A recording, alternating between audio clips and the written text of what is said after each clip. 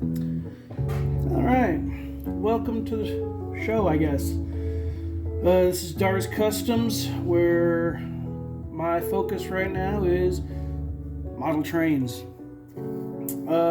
Starting our show off, well, we're going to start with what my current project is. I'm working on this American Type 440. It's made by Bachmann Trains. It is DCC-Ready. I currently have all of the tender disassembled in my box here. Just to have it sit off to the side. It's going to be getting a new decoder. It's got some speakers.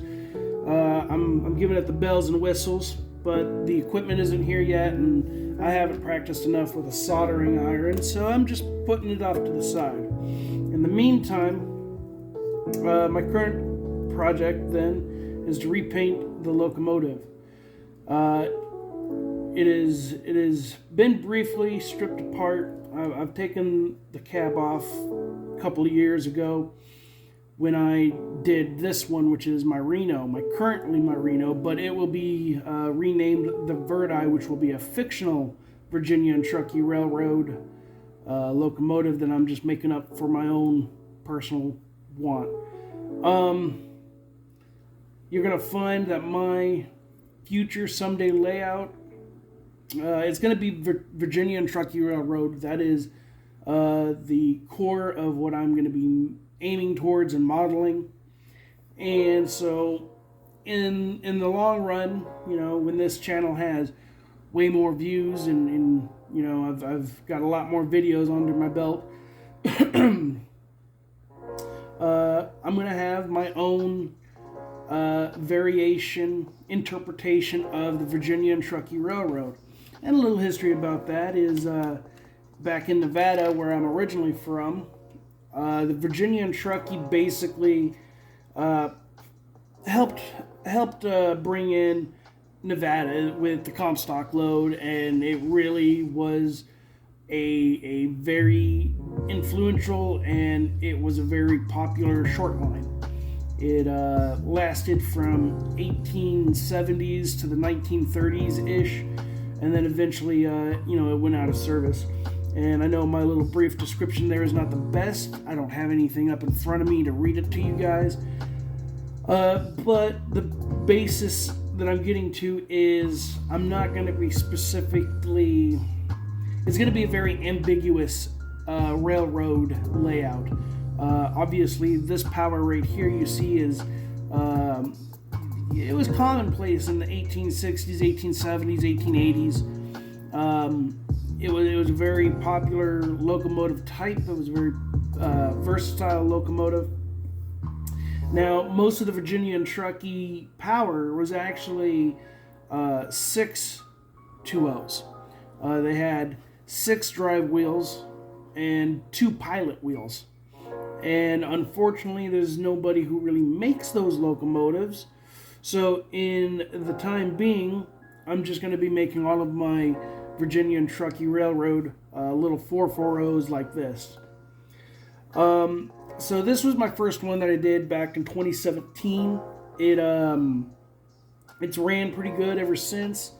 I've never had any major problems with it, but you know, she's gotten some miles for somebody who doesn't have a layout.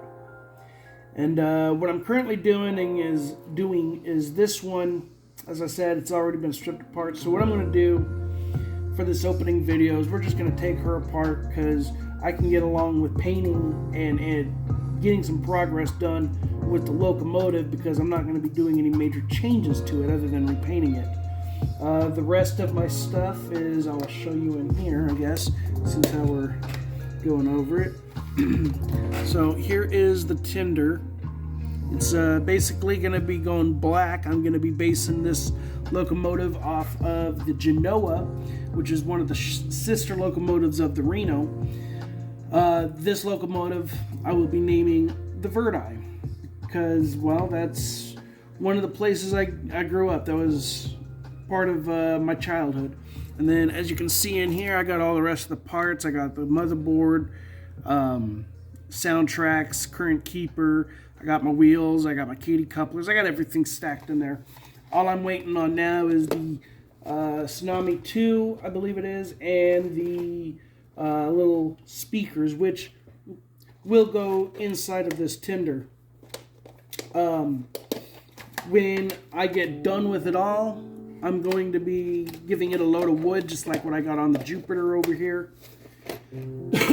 Just because, while I didn't do a bad job painting the wood in that tender for the Reno, well, it don't look as good as, you know, as what we got in the Jupiters, which it turned out pretty good. I'm happy with the way it came out. You know, I happened to come across some splinters of wood while cruising around outside my apartment, and I said those would be perfect to chop down and put into pieces. And so here they are on my locomotive. So what I'm going to get doing now is slowly taking this thing apart. It's got a bunch of little pieces. In fact, it has a whole blown out diagram of how this comes together and comes apart. So what I'm going to do right now, because again, I'm not going to be tearing this thing down to the bare wires for the most part. I'm just going to be doing some cosmetic changes, and hopefully it won't be too much of a problem. So what we're going to do for this first episode, I'm just going to break it apart, kind of show you how it disassembles, and I think we'll call it good there. And then eventually, as I go along and get better at doing this and visual, filming updates and everything, we'll go from there. So now that we're getting started and I've kind of rambled on enough, I'll give a little bit of background about myself. I am let's see here, what do I want to tell you people about me? Long and the short of it, I was in the Army. I did 4 years. I spent one of those years in Afghanistan. I did my time. I got my licks, and then I got out. Long story short. And then I was dealing with the VA for a couple of years while everything seemed to fall out from underneath me. And through the grace of good friends and good people, I was able to kind of get through it. And then eventually I got everything that I needed sorted out, and now I am doing all right. I can't complain too much. I've now got the freedom to enjoy my hobbies and try to put my life back together and see what I can make of it. And right now, my life has... I've decided to lean hard back into my model railroading hobby. I've done other things. I've done costuming. I was with Star Wars clubs for a while there. I did a lot of charity work with them. It was a lot of fun. I made a lot of friends. I did a lot of good things. Met a lot of good people. A lot of good history. And yeah, those days are gone. They're behind me. And let's see here. One of my...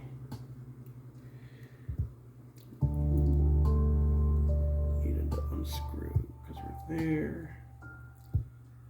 Let's see, what is that attached to? I guess maybe those. So there's a couple of tiny screws which lifts the top half from the bottom half, and I believe these have to come out. Yep, there we go with that one. We'll come out with that one. And what is holding us in place? It's not that. I gotta be careful because I don't want to break any. Oh, there we go. There we go. Oh, we can't come all the way apart yet. There we go. Okay, that's the inside of her. Okay, so now that we've got that disassembled, I've been kind of holding off on this portion of the project because it is going to become a mess that I don't want to lose. So let's see. Oh. There we go. Let's make sure I got those screws still. So we're going to pull you. I'm going to just screw you back in. We're going to pull you out.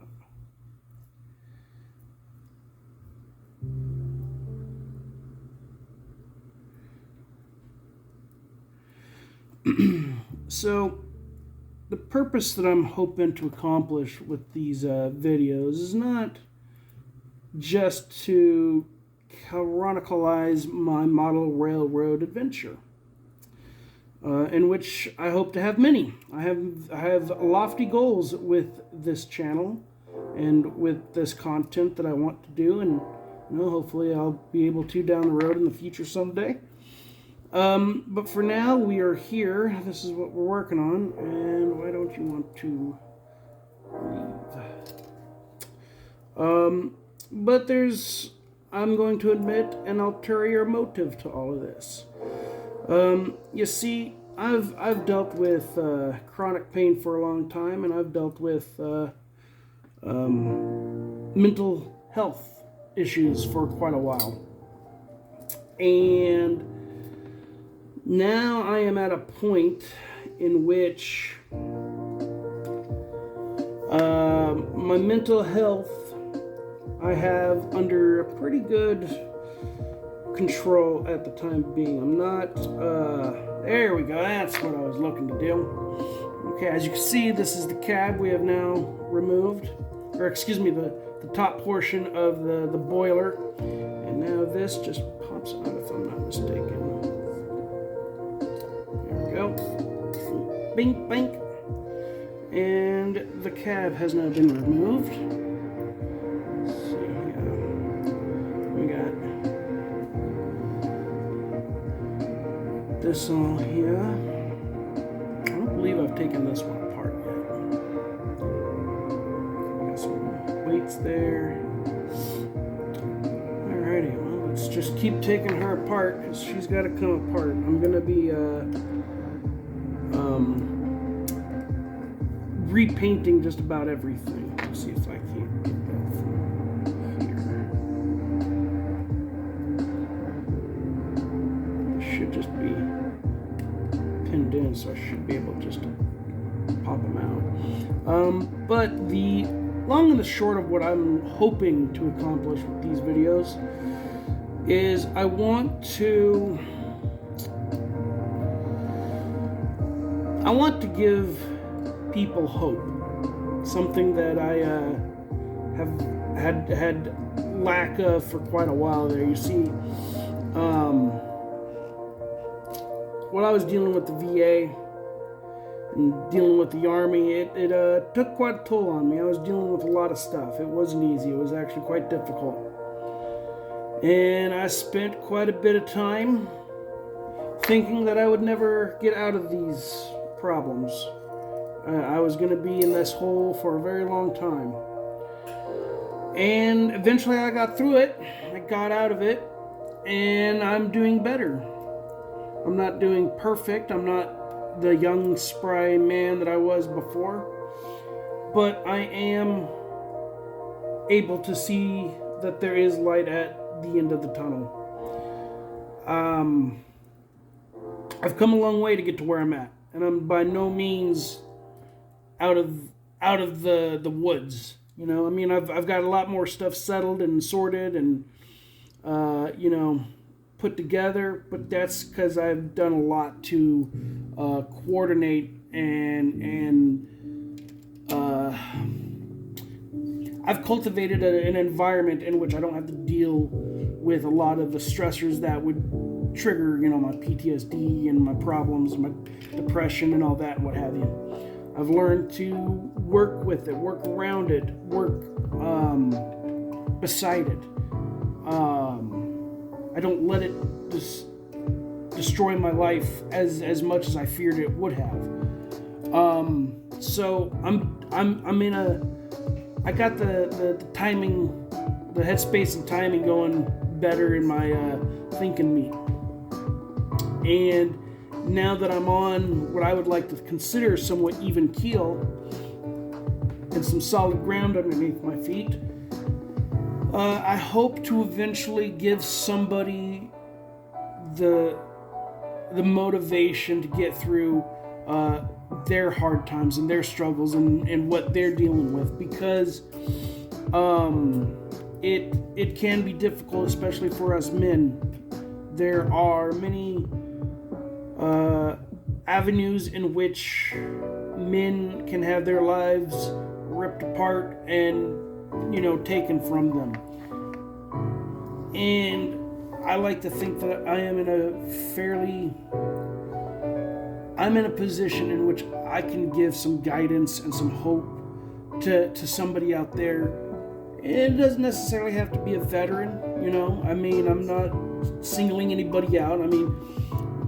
Veterans are definitely going to be my, hopefully my demographic, I guess I could say. I don't know. I'm going to be doing a lot of model railroading, and I do other stuff too, but my focus with this channel is twofold. Number one, showcase my hobbies, showcase my work. A lot of this is cathartic for me. I get lost in working and focusing and doing stuff that I haven't been able to do in a very long time. I've had brain fog, and my memories are pretty off and on and not really that great. And as you can tell, I